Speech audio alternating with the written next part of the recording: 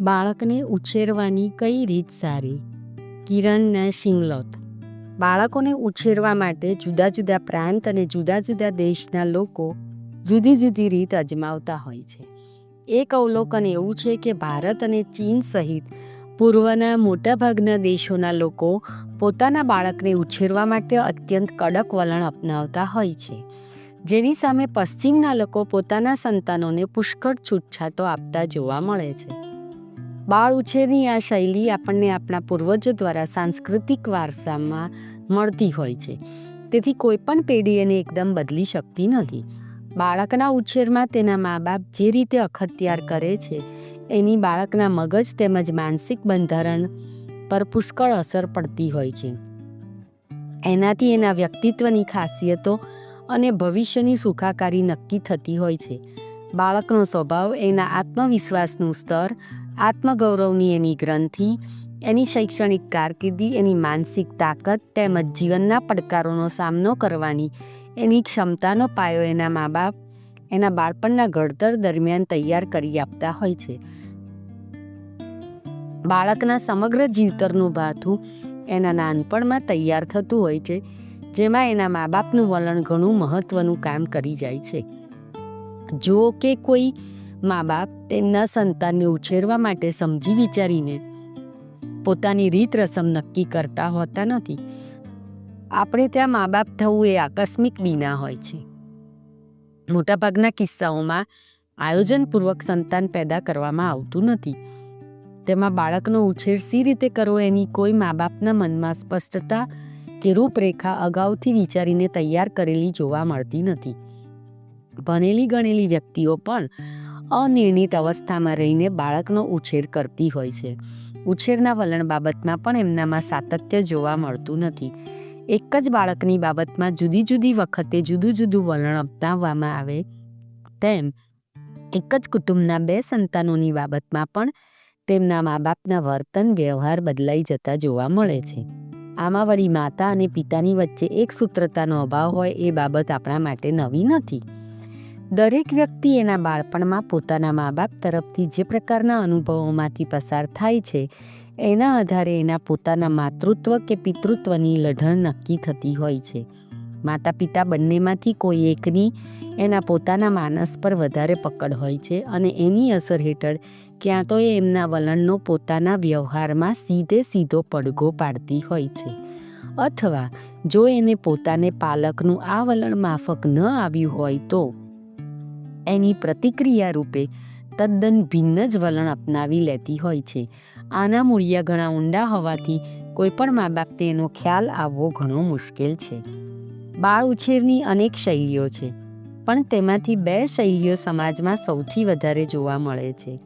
આ બે શૈલીઓમાંની એક બાળક પ્રત્યે અત્યંત કડક વલણ અપનાવનારી છે, તો બીજી એને પુષ્કળ છૂટછાટો આપનારી છે. પહેલી શૈલીને ઓથોરિટેરિયન સ્ટાઇલ અને બીજી શૈલીને પરમિસિવ સ્ટાઇલ કહેવામાં આવે છે. આ બંને શૈલીઓને અમુક ચોક્કસ સામાજિક મૂલ્યો સાથે ઊંડો સંબંધ છે. બાળકને અત્યંત જવાબદાર વ્યક્તિત્વ ધરાવનારું બનાવવા ઈચ્છનાર મા બાપ એના ઉછેરમાં અત્યંત કડક અને શિસ્તવાળું વલણ પસંદ કરે છે, જ્યારે બાળકની સ્વતંત્રતા, રચનાત્મકતા, પસંદગીઓ તેમજ લાગણીઓનો આદર કરનારા મા બાપ એનાથી તદ્દન વિરુદ્ધ છૂટછાટવાળું વલણ સ્વીકાર કરતા હોય છે. પહેલું પ્રકૃતિના મા બાપ બાળકને એની ઈચ્છા મુજબ કંઈ નહીં કરવા દે, જ્યારે બીજા પ્રકારના મા બાપ બાળકને એની મરજી પ્રમાણે વર્તવા દેશે. કડક વલણ ધરાવતા મા બાપ તે બાળકને તેની મરજી મુજબ કરવા કે વર્તવા દેતા નથી. એની પાસે તે પોતાનું ધારેલું જ કરાવે છે. બાળક મા બાપની આજ્ઞાનો ખુલાસો માંગી શકતું નથી. મા બાપની સામે થવાની એને સખત સજા ભોગવવી પડે છે. બાળક સામે થાય કે પોતાનું કહેલું ન કરે તો એને જરા પણ સાંખી શકતા નથી. એને મા બાપનો માર ખાવો પડે, ભાષણ સાંભળવું પડે, અપમાનિત થવું પડે કે પછી મા બાપ એને ઉતારી પાડે તો સહન કરી લેવું પડે. આવા મા બાપ એમ જ વિચારીને ચાલતા હોય છે કે એ જે કંઈ કરે છે એ બાળકના હિતમાં જ હોય છે. બાળકનું હિત એમના કરતાં કોણ સારું સમજી શકે? બાળકને એની પસંદગીની પ્રવૃત્તિ કરવા દેવામાં આવતી નથી. એની ઇતર પ્રવૃત્તિને સદંતર પ્રોત્સાહન આપવામાં આવતું નથી. એના ભણતરને જ વધારે મહત્ત્વ આપવામાં આવે છે. જો બાળક ભણવામાં પાછળ પડી જાય તો મા બાપ એને પોતાની નિષ્ફળતા સમજે છે. બાળકના ઉછેરમાં કોઈ કસર રહી જાય એને એ ચલાવી શકતા નથી. પોતાના વાણી વર્તનથી બાળકની લાગણી કે એનું હૃદય ઘવાય તો એની દરકાર પણ કરતા નથી. આ રીતે જ બાળક ખડતલ બને, નહીં તો એ નબળું રહી જાય એવી એમની માન્યતા હોય છે. બાળક પ્રત્યે એમની અપેક્ષાઓના ધોરણ ઘણા ઊંચા હોય છે. એમાં જરા પણ બાંધછોડ કરવામાં એ માનતા નથી. જો બાળક એમની અપેક્ષા પૂરી કરવામાં જરા પણ ઊણું ઉતરે તો ફરીવાર પોતાની યોગ્યતાને પુરવાર કરવા માટે એને પોતાનાથી બનતું સઘળું કરી છૂટવું પડે છે. આરામ, મનોરંજન અને મોજ મજાથી એને વંચિત રહેવું પડે છે. એને સતત પોતાની ક્ષમતા અને સિદ્ધિઓ પુરવાર કરતા રહેવાની ફરજ પડે છે. સ્કૂલમાં જો એનું પરિણામ જરા પણ નીચે ઉતરે તો એને મા બાપનો સખત ઠપકો સાંભળવો પડે છે અથવા અમુક અધિકારો અને લાભોથી વંચિત રહેવું પડે છે.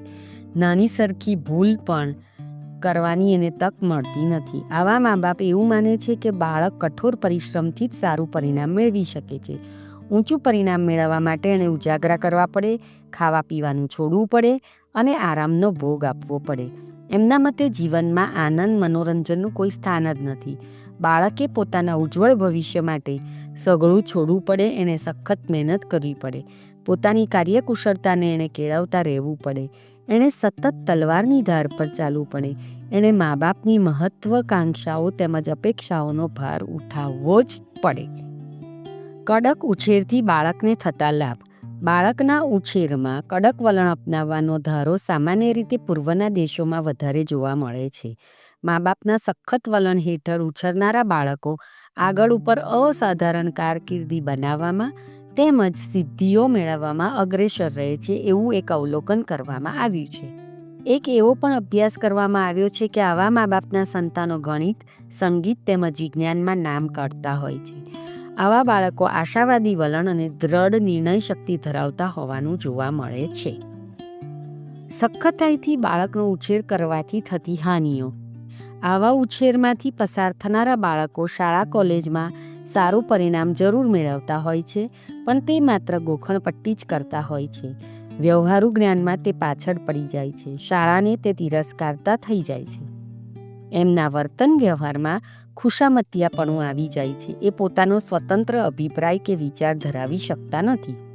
એમના સ્વભાવમાં અતિશય ચિંતાતુરતા અને હતાશા ઘર કરી જાય છે.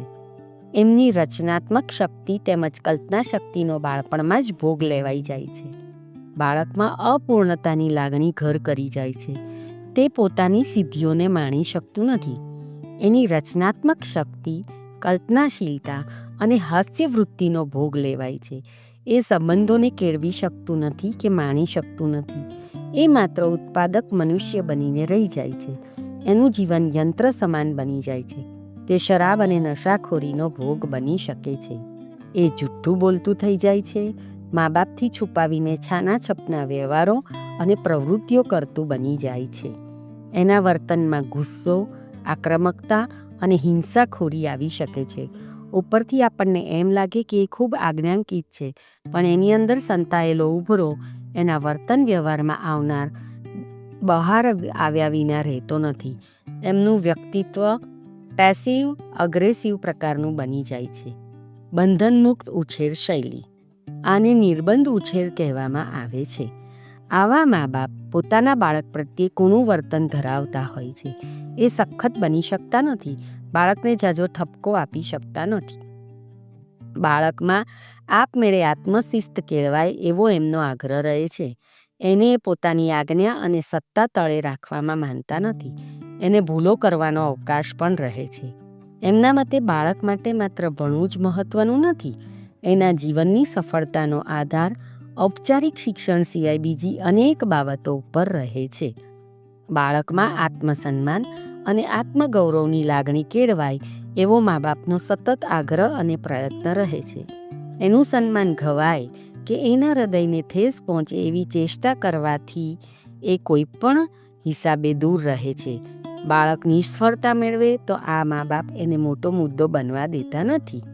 બાળક માટે ઠોઠ, ગમાર કે મૂર્ખ જેવા વિશેષણો એમની જીભે ચડતા નથી. બાળકના સ્વતંત્ર વ્યક્તિત્વ અને મૌલિકતાનો એ આદર કરે છે. બાળકને પોતાની પસંદગી પ્રમાણેનું જીવન જીવવા માટે અને રુચિની પ્રવૃત્તિઓ કરવા માટે પ્રોત્સાહન આપવામાં આવે છે. નિર્બંધ ઉછેર શૈલીના લાભો. તે બાળકની રચનાત્મક શક્તિઓ અને કળાઓને ખીલવવામાં ઉપયોગી છે. તે પોતાની પસંદગી મુજબનું જીવન જીવી શકે છે. તે પોતાની આંતરિક શક્તિઓનો વિકાસ કરી શકે છે. તે પોતાનું ભાગ્ય વિધાતા બની શકે છે. પોતાની જીવનની દિશા એ ખુદ નક્કી કરે છે. તે પોતાનો દ્રઢ મત ધરાવતું અને સ્વતંત્ર વિચારશૈલી ધરાવતું થાય છે. તે કદી કોઈનું આંધળું અનુકરણ કરતું નથી. તે સુખી અને સંતોષી બને છે. કડક મા બાપના હાથ નીચે ઉછરનાર બાળકોની સરખામણીમાં એની અંદર માનસિક સમસ્યાઓ ઓછી જોવા મળતી હોય છે. ગેરલાભો. બાળક ઢીલું પોચું અને આળસુ બની શકે છે. એ જીવનમાં ખાસ આગવી સિદ્ધિઓ મેળવી શકતું નથી. એ કોઈ નિશ્ચિત ઊંચા ધ્યેય વગર જીવતું થઈ જાય છે. જીવનના પડકારોનો સામનો કરવાની એની શક્તિ નબળી રહે છે. બાળક બગડી શકે છે. એ જિદ્દી, સ્વચ્છંદી અને ઉદ્ધત બની શકે છે.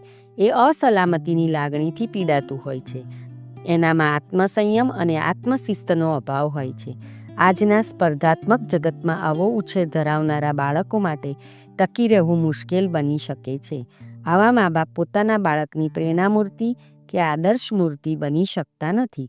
બાળકને આવા મા બાપ માટે માનની લાગણી ઓછી રહે છે. વચલો માર્ગ. બાળકના ઉછેરમાં ન અતિશય કડક વલણ કામ કરે કે ન પુષ્કળ છૂટછાટવાળું. મા બાપે મધ્યમ માર્ગ અપનાવવો વધારે હિતાવહ છે. એક માર્ગી વલણ બાળકને હાનિ કરી શકે છે. આકરું વલણ કે વધુ પડતી સ્વતંત્રતા બંને બાળકના વ્યક્તિત્વને બગાડે છે. મા બાપે પરિસ્થિતિની માગણી અનુસરીને વલણ અપનાવવું જોઈએ. એમણે પોતાના વલણમાં લવચિકતા રાખવી જોઈએ. કોઈવાર સંજોગો જોઈને એમણે કડક થવું પડે કે ક્યારેક રસ્તો કાઢવા માટે થોડી છૂટ મૂકવાની પણ જરૂર પડે. દરેક પળે સભાનતાથી વર્તવું વધારે ઉપયોગી છે. પોતાની ઉછેર શૈલીના સારા માઠા પાસાનો એમણે સતત ખ્યાલ રાખવો જોઈએ. બાળકના વ્યક્તિત્વમાં વિકસી રહેલી સારી માઠી ખાસિયતોનો પોતાની ઉછેરની શૈલીની સાથે શું સંબંધ છે એનું એમણે કાયમ મૂલ્યાંકન કરતા રહેવું જોઈએ. એની શૈક્ષણિક સિદ્ધિઓને બિરદાવવી જોઈએ. એની અંદર મહત્વાકાંક્ષાઓ જગાડવી જોઈએ. એના માથા પર આપણે આપણી અપેક્ષાઓનો માફકસરનો ભાર નાખવો જોઈએ. તેમ એની અંદરની રચનાત્મકતા અને કલ્પના શક્તિનું જતન થાય. એનામાં શિસ્ત અને સંયમ કેળવાય. એ અન્યની લાગણીઓ તેમજ સંબંધોનો આદર કરે અને ઉત્તમ માનવી બનીને બહાર આવે એવો આપણો પ્રયત્ન રહેવો જોઈએ. સમાજને કેવળ ખૂબ કમાનારા અને ઊંચી સિદ્ધિ મેળવનારા વ્યક્તિઓની જ જરૂર હોતી નથી. અસ્તુ.